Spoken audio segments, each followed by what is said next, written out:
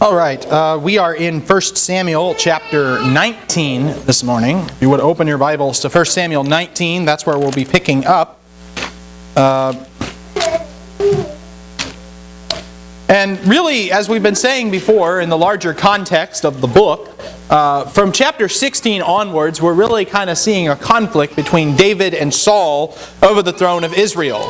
And it really starts when Samuel anoints David as king. When David was anointed as king, the Spirit of the Lord departed from Saul, and an evil spirit came and tormented him instead. Meanwhile, the Spirit of the Lord came on David mightily from that day forward. And of course, David goes out and he slays the Philistine giant and becomes famous throughout Israel and begins to kind of be on equal footing with Saul in the eyes of the people. They're singing songs like Saul has slain his thousands and David his tens of thousands. Well, Saul, of course, has become jealous, and he becomes more and more paranoid. Throughout chapter 18, we saw the point was that everybody loves David. Jonathan loves David. Saul's daughter Michal loves David. Saul's servants love David. All of Israel and Judah love David. Everybody in the nation loves David, and he is highly esteemed in the sight of all the people. He behaves himself more wisely than all of the servants of Saul. Everybody loves David except for Saul, who suddenly has turned to hatred of David. You know, he throws spears at David, and he tries to get David to fall in battle by the hands of the Philistines. And now we get to chapter 19. And throughout chapter 19, just as we saw in chapter 18, we saw a bunch of people who loved David. In chapter 19, we're going to see a bunch of ways that God saves David from the hand of Saul. And in this chapter, pretty much everyone who's close to Saul winds up thwarting his plans to have David killed. So can I get someone to read the first 7 verses of chapter 19 to start? Verses 1 through 7.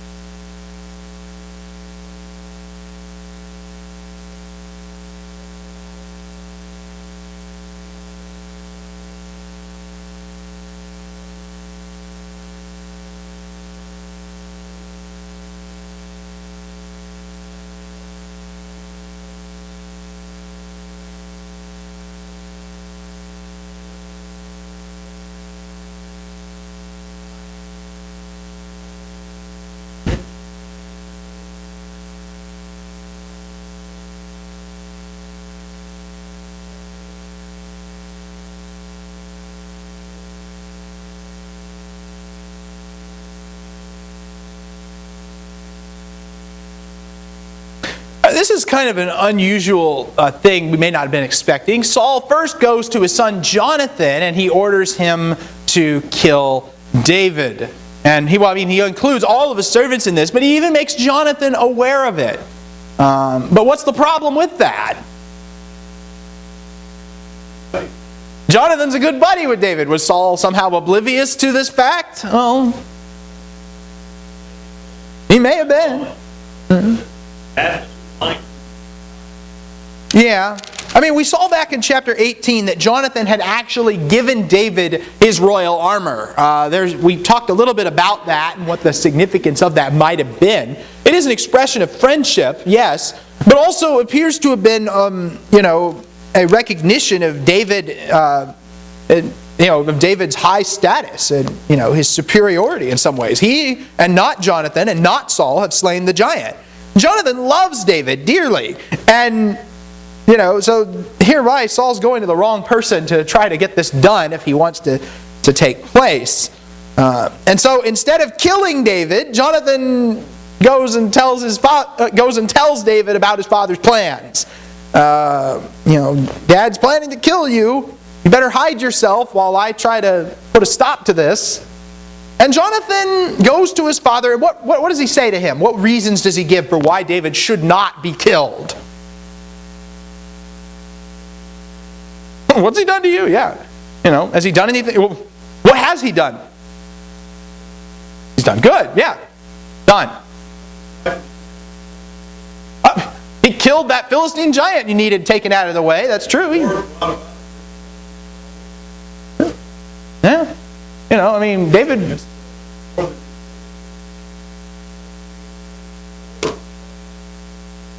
Right. David's done nothing but good for Saul. He's done him a favor in getting rid of the Philistine giant who was taunting the armies of Israel. He's gone out, he's killed many of Saul's enemies, and he's done nothing to harm Saul. Jonathan asks, why will you sin against innocent blood by putting David to death without cause? Herein we see somebody is trying to kill David even though he has committed no sin worthy of death. Now that doesn't remind us of any other biblical characters, does it? Nah, none whatsoever. Yes, apparently that's what it is. Well, no, we can't stretch typology so far as that. There is, I think, some... as was the case with Jesus later, David has committed no sin worthy of death. Jonathan's a little more successful in his pleading here.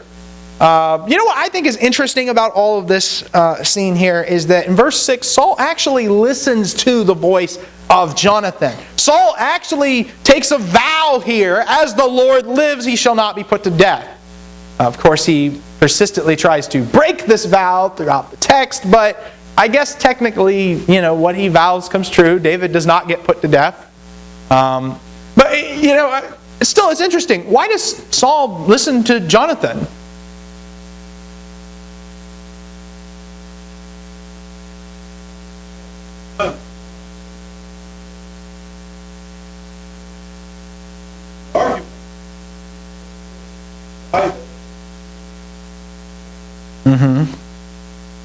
Yeah.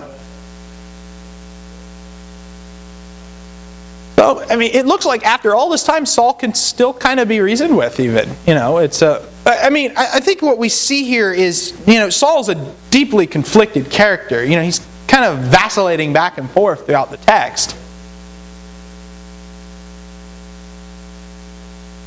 Right. You see, in chapter 20, Jonathan reasons with him again, and instead of agreeing to it, Saul takes a spear and actually throws it at his son. Saul just kind of, one day you catch him in the right mood and you can reason with him. You catch him in the wrong mood and you can't reason with him, it seems like. But his character does seem to get progressively worse as well. But it is interesting, Saul can be reasoned with, Saul can't be reasoned with. Saul's suddenly David's friend and buddy, and then all of a sudden he wants to kill him again. And it just bounces back and forth. He's a deeply conflicted character. And it gets worse as we keep reading. Just like there was a time in chapter 16 when David could soothe Saul just by playing the harp. That doesn't work in chapter 18. There was a time when Jonathan could persuade Saul in chapter 19. That doesn't work in chapter 20. This is going to keep happening. David, later on in the text, David spares Saul's life on two occasions. In chapter 24 and in chapter 26, David has the opportunity to kill Saul, and he doesn't take it. Instead, he takes a piece of evidence, which he later reveals and says, I had the opportunity to kill you, and I didn't. Why are you trying to kill me? What have I done? And both times, Saul is swayed by that. You keep wondering, what would have happened if there had been a third instance of it. I don't get the impression that Saul was going to ever give up the hunt for David. He would give it up temporarily, and then he would take it up again. And, it's only him finally getting killed by the Philistines that puts a stop to this. Mark. The half body. That principle is true here. Once you start making bad choices, it's easier to make even worse choices. Right. Go downhill. But you can make a good choice. God will provide you better choice. Whatever you practice, essentially, what you're going to be good at. All is your practice. Idiot. Yes. So it's better at it. Yes, so that's more or less. It all goes back to chapter 13, when Saul knew what was wrong, and he forced himself to do it anyway. He had to force himself, because it didn't come naturally at that point. but it comes naturally later after he's forced himself. That's how you get yourself into this mess in the first place. That's how Saul becomes the deeply conflicted character that he is. So David, verse 7, David is brought back to Saul, and he's in his presence as formerly, and everything is good, and there was never any incidents again that anybody had to worry about ever between David and Saul, right?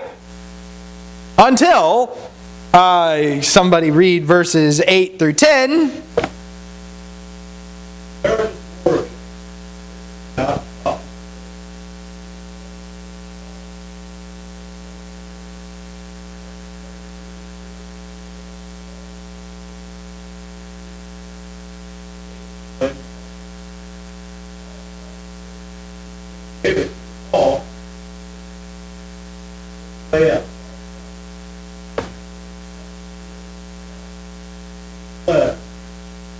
All right, so in the first part, David is saved by Jonathan's love. Here he's saved by Saul's really bad aim. We see verse 8 kind of gives the catalyst for this. David's out killing Philistines, and he's kind of out doing Saul's job for him. And that seems to motivate him to further jealousy. And so once again, have we seen this anywhere before?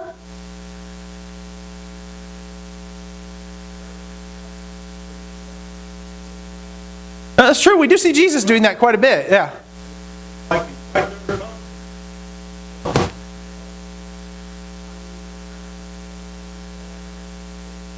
I had not considered that connection, but I like that. That's there's something to that. That Jesus doesn't get killed until it's his time, until his hour has come, until Jesus decides that he will be killed. David, of course, does not get killed either, but he's not the one in control of that. God ultimately is in control of that. But no, I was asking more immediately in our context. Does this remind us of anything else we've seen before? Yeah.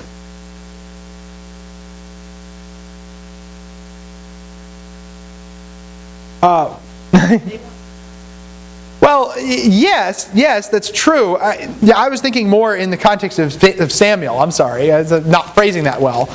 That's all good. That's true. Those are good points to make. It's just we've seen this scene, the same scene in chapter 18 practically.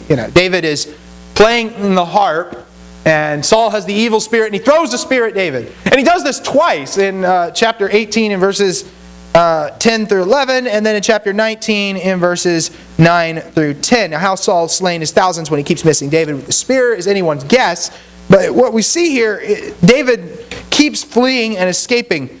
There's kind of a contrast of the hands here. Saul has a spear in his hand. David is playing music with his hand. There might be kind of an interesting symbolism here. David's only tried to bring peace and harmony into Saul's house, while Saul has only brought conflict and violence, and he keeps trying to kill David. David has done nothing worthy of harm. And in this instance, David escapes. He escapes to his house. He escapes from his house. He eventually escapes to Samuel in this chapter. But once again, we see that Saul's vow not to put David to death apparently doesn't mean very much. We don't know how much time elapses, but I get the impression it wasn't a lot.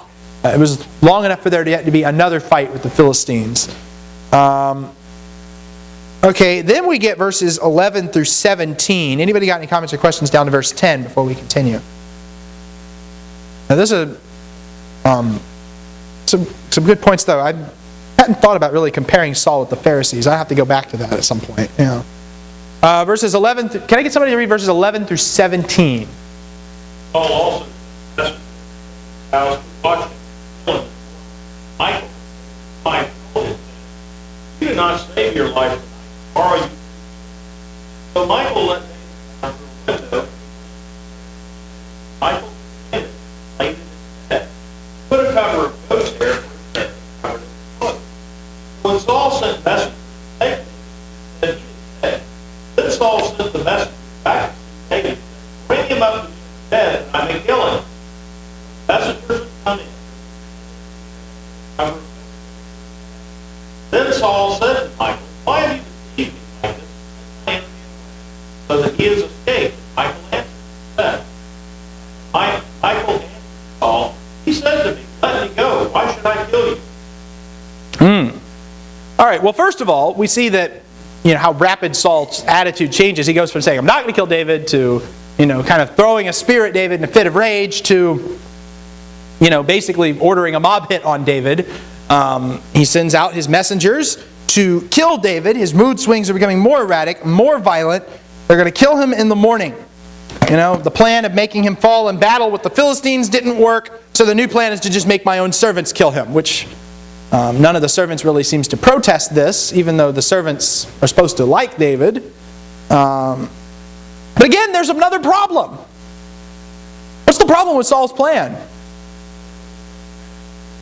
Yeah, well, once again, a member of his own family thwarts it. His son saves David at the beginning of the chapter, and here his daughter saves David. Michal, like Jonathan, loves David. And Michal warns David that you need to escape or Saul's going to kill you yet again. And so Michal helps David escape out the window. Does this kind of remind us of anything? Okay, yeah. It kind of sounds Rahab-ish type story. Like Rahab helping two spies escape out the window at Jericho in defiance of her hometown. Michal helps David escape out the window in defiance of her father. Okay, yeah. Anything else about Michal kind of remind us of Rahab?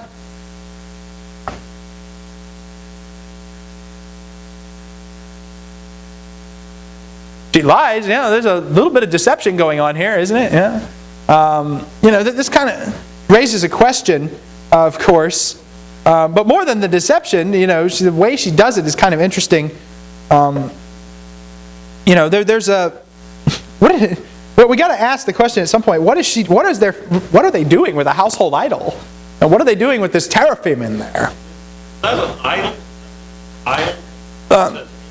The word there is teraphim. It is the word always refers to an idol. It's used. It's usually in the context of a household idol, perhaps a token.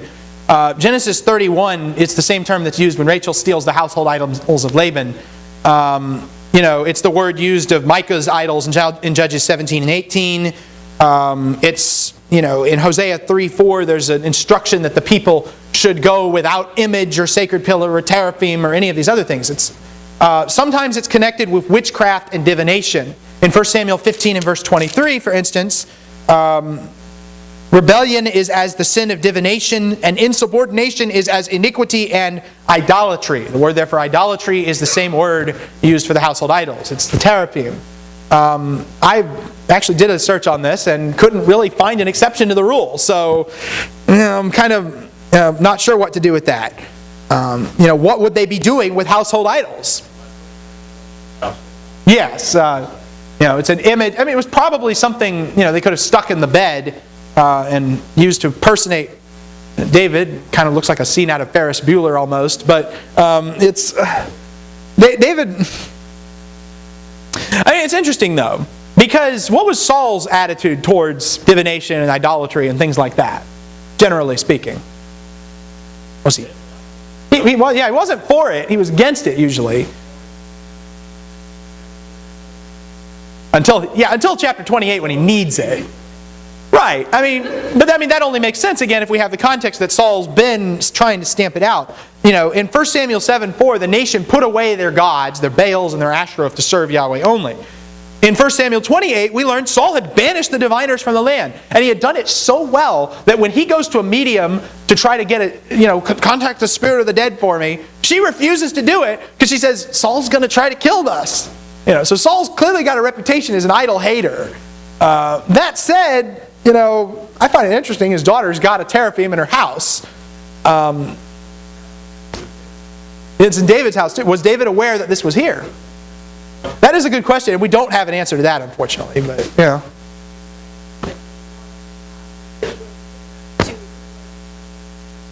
that's a good point. It's called the household, the teraphim. I will throw out this other option, that we do have a parallel instance of a woman hiding idols from her husband in Genesis 31, when Rachel steals Laban's household idols and keeps it hidden from everybody for quite a while, it seems. It does seem they were eventually discovered in chapter 35, although the text does not explicitly say that.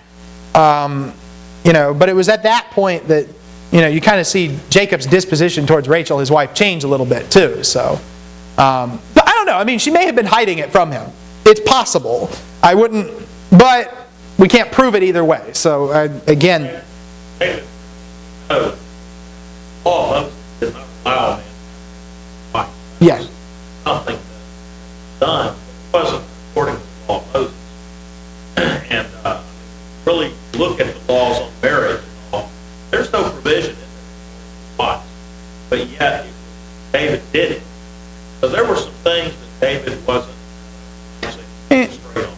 Well, I mean, to be fair, the law of Moses nowhere actually forbids having multiple wives. That's something that it forbids having a woman and her sister as a wife as a rival while she's alive. But that's the closest you get to that parallel. David does do that, and we'll talk about that at some point when we get there. But I don't know. I mean, the Bible never seems to put idolatry and having multiple wives in the same basket either. Right. Right. I mean, David's not perfect, obviously. I think this gives us more insight into Michal's character than David's, honestly. Because it's we don't really see Michal very much until we get back to 2 Samuel chapter 6. In 2 Samuel chapter 6, over and over again, the text repeatedly emphasizes the fact that she is the daughter of Saul. And she sees David, and just like she helped David escape out a window in the past, now she looks out the window, she sees David rejoicing before the ark of the Lord, and she despises him in her heart. She does not share his enthusiasm for the ark. And the resultant picture of that, of course, the result of that is that she has no child until the day of her death. So what turns out as Michal loving David turns into Michal hating David in the future. This is kind of a sad story in many ways, actually, because, she helps David out the window because she loves him, and then she looks out the window later and hates him. She lies to Saul's messengers. He's sick, and Saul doesn't care. And then she lies to Saul some more and says David basically tried to, he threatened me with violence, and, what could I do, basically? Well, that lie costs her. She helped David, yes, but that lie costs her because what winds up happening to her?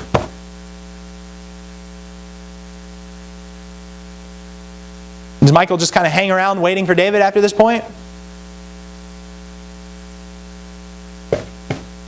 I guess this isn't told in this chapter, but it is coming up. In 1 Samuel 25, in verse 44.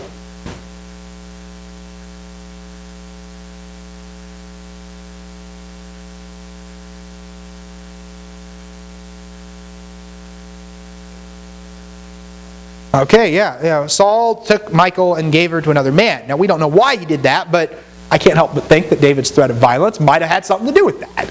The thing that she basically lied about here in chapter 19. The other thing, of course, is the outrageousness of Saul's demands throughout the story, too. Let's look at that for a second. Michal tells the messengers, David's sick. You can't kill him today. And Saul says, well, bring him here on his bed and we'll kill him. Okay, all right, Saul will, and the messengers discover, of course, that David's not really in the bed. It's just an idol and a quilt of goat's hair, and Saul is understandably furious. Michal has deceived him. She's harbored the man he was trying to kill. It's not unlike Pharaoh's daughter harboring one of the Hebrew boys that Pharaoh's tried to have killed. Michal lies even further. She says, David forced his way out. He threatened me, and playing on Saul's hatred and mistrust of David's character. It's very interesting. Dennis.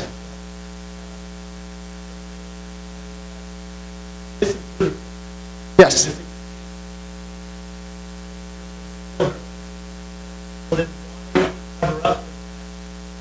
Yeah, it is. It is kind of crazy.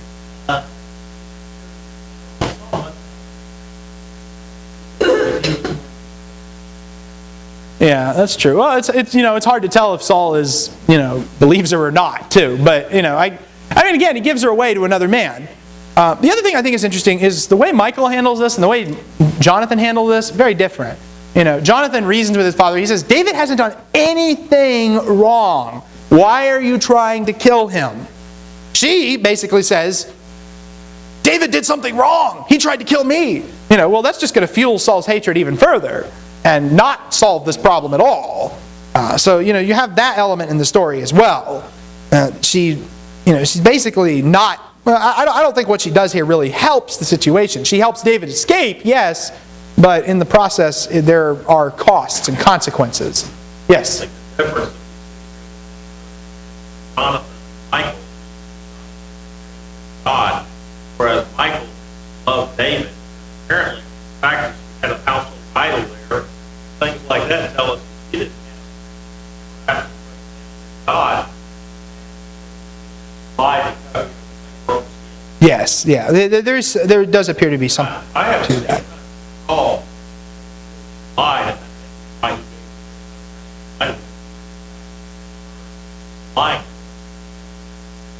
That's possible too. I mean, no matter how you slice it, she winds up with another man. I think that's the fact of the case. We're not really told explicitly why. Whether Saul believed her or not, you can see a reason why she would wind up there anyway. But I get a suspicion that, again, this lie costs her dearly.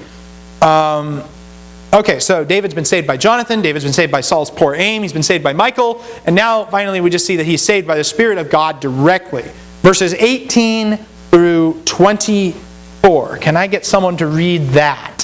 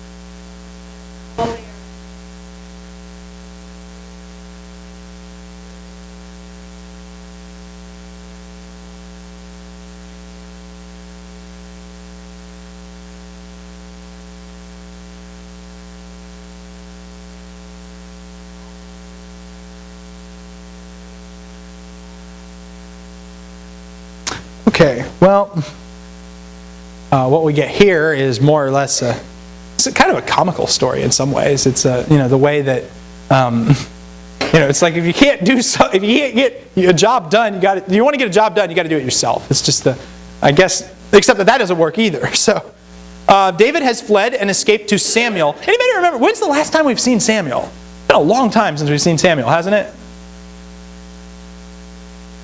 Yeah, the last time we saw him was when he anointed David. And we're not going to see him again until he dies in chapter 25 and verse 1. Samuel had formerly been Saul's ally, but the two weren't really on speaking terms at this point. They parted on under bad circumstances at the end of chapter 15. And just like Jonathan and Michal, we see that even Samuel is helping David and harboring David. And Samuel's fear, what was Samuel afraid of earlier? You remember? What was he afraid Saul was going to do? He was afraid Saul was going to try to kill him. Well, it kind of gets some confirmation of that fear here in this chapter. Remember, chapter 16 and verse 2, he says, Saul finds out I'm anointing another king, he's going to come after me. Well, in this instance, he's now harboring this newly anointed king, and Saul does come after him. And, well, Samuel's fear ultimately comes for naught because the Lord is protecting him. Saul finds out David's at Ramah. That's where Samuel lives. And the scene ensues. It's kind of like later on in 2 Kings 1, whenever Ahaziah is trying to get Elijah to come and talk to him. He sends these messengers, 50 soldiers, chariots, and horsemen, and Elijah summons fire from heaven to destroy them. Well, Ahaziah sends another wave of them, and the same thing happens. And it's the third wave. The guy goes, Elijah, don't kill us. We just want to talk to you. So that there's kind of similar to that. Except that here, instead of being baptized in fire, they're immersed in the Spirit, I guess. I don't know. It's an interesting twist in that instance.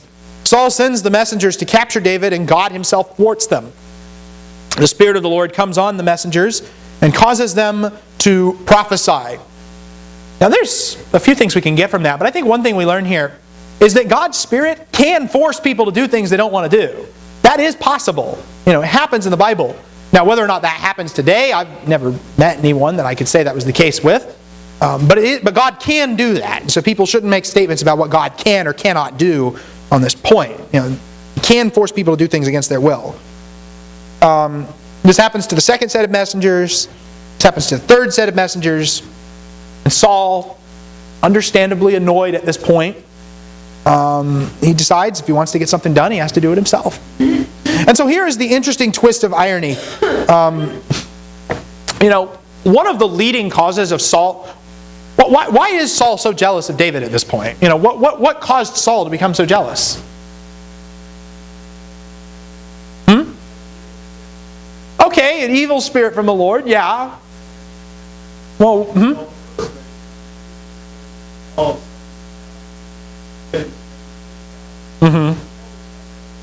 Yeah. Did Saul do anything to kind of provoke the people liking David so much?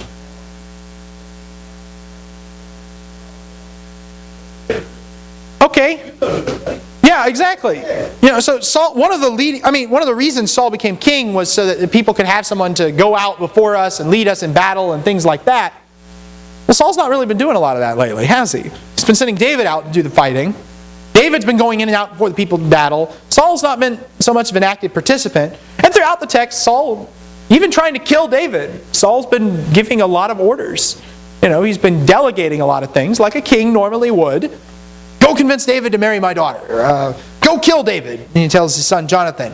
Go to his house and watch the house and kill him in the morning. Go get his bed and bring it here. He keeps sending wave after wave of messengers to Ramah. These delegations are ultimately exercises of kingly authority, yes. But it's interesting that after all of his futile ordering around, this is the event that finally makes Saul get off his chair and do something. And outside of trying to impale David with a spear, Saul hasn't really done anything. Since chapter 15. He's tried to outsource the Goliath battle. He's tried to outsource all of his battles. And the constant failures of his servants prompted him to finally get re-involved. Well, of course, it doesn't work when he tries it either. Is there anything familiar about what we read in verses 22 through 24? Anything familiar about this story? Kind of reminds us of Balaam. Yeah. Anything more immediately familiar about this story?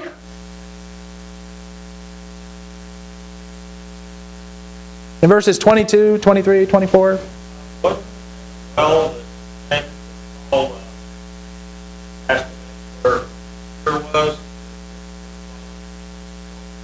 Well, he inquires at a well where Samuel is, right? Kind of reminds us of chapter 9 a little bit. And he's directed to he's directed to where Samuel is. He gets there. The Spirit of God eventually comes on him, and he is changed into another man. Well, this sounds just like his anointing from chapter 9 and 10. And the proverb gets repeated in verse 24. Is Saul also among the prophets? They were asking that before, right? So, we kind of see, we see kind of echoes of Saul's early days, his anointing, when everything was right. What's different about it?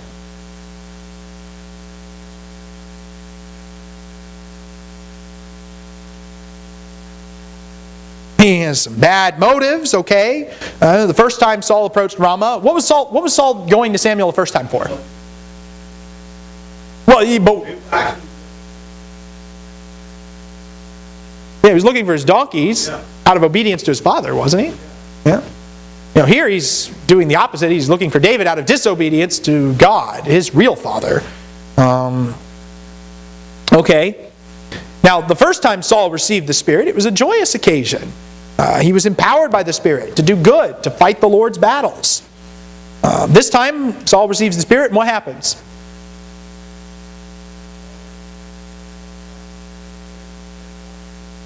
Starts prophesying. We'll talk about what that means in a minute, but yeah. What else does he do?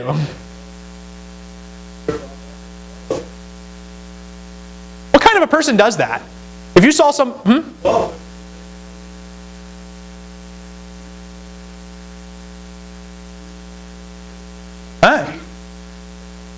Okay, yeah, so somebody who's possessed does that. Someone who's crazy does that. You see somebody just randomly start taking off their clothes in the middle of a public gathering or something like that. you kind of think they got a couple of screws loose upstairs. That's the case.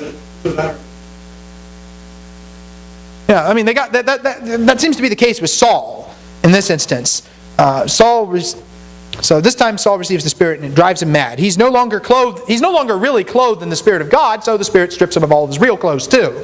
The first time, and thirdly, that proverb. When the people asked, is Saul also among the prophets? The first time they asked that, what's the expected answer? Well, the first time they asked it back in chapter 10. Is Saul also among the prophets? They see him prophesying. I mean, the answer to that question would be, yeah, he is. What about here? Is Saul among the prophets now?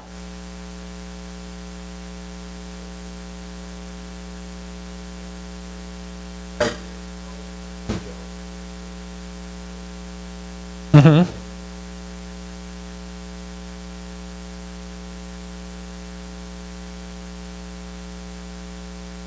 Yeah. Oh yeah, I mean, Saul's really quite disturbed at this point, and it all goes back to that. Is Saul among the prophets? No, he's not. This is humiliating, yeah. He's the madman. He's translated as in-house ravings from chapter 18 and verse 10 to a raving in the home of Samuel, in front of Samuel. There's another couple things just to note here. First of all, back in chapter 15, in verse 35, it says that Samuel did not see Saul again until the day of his death. For Samuel grieved over Saul, and the Lord regretted that he made Saul king over Israel. So what do we do with this instance? Clearly neither one of them is dead.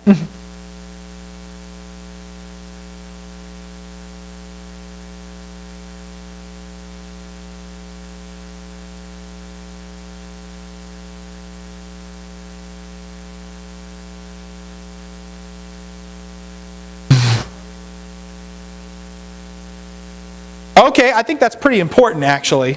And the text makes, it's not like the guy who's writing this was oblivious to what he wrote before. The text makes it clear we're not talking about simply physically seeing somebody.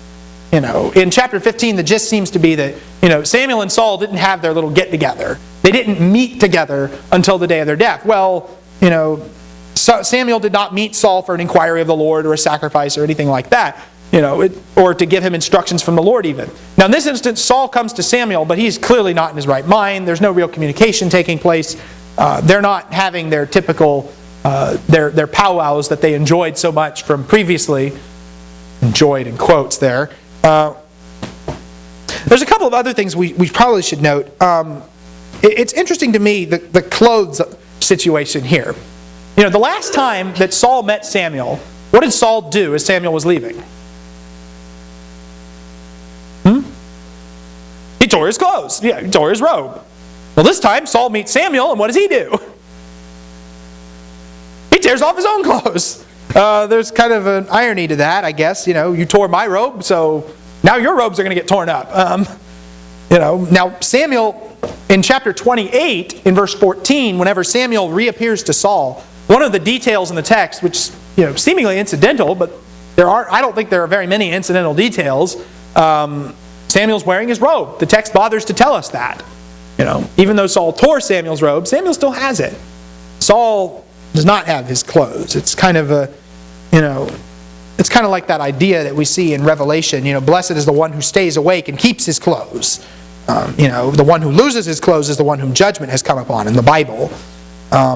It's also interesting to note that while Jonathan strips off his clothes willingly to give them to David in chapter 18, Saul strips them off forcibly when he's trying to kill David. And in chapter 31, when the Philistines kill Saul, what do? They also strip him of his armor. The stripping off of Saul's clothes is symbolically pointing to his judgment. It symbolizes an end to his kingship, a removal of his authority, and the destruction, ultimately his own destruction as well. So, lots of little elements there. Any comments or questions as we close? All right, there's one more scene to go through in David's departure from Saul, and that's in chapter 20. We'll cover that on Thursday night.